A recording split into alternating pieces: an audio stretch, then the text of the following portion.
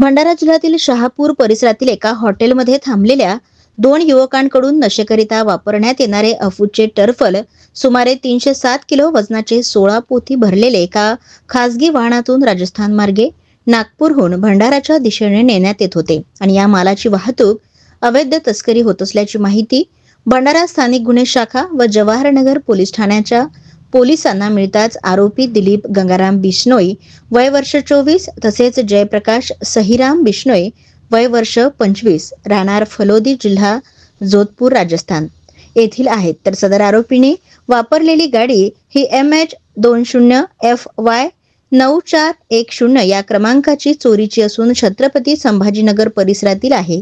तर या गाडीवर RJ45 CJ6205 या क्रमांकाचा नंबर प्लेट लावून गाडी अफू तस्करीत वापरली आहे। तर पोलिसांनी 85 लाखांचा मुद्देमाल जप्त केला आहे। मादक द्रव्य पदार्थ प्रतिबंधक कायद्यानुसार सदर कारवाई करण्यात आली आहे।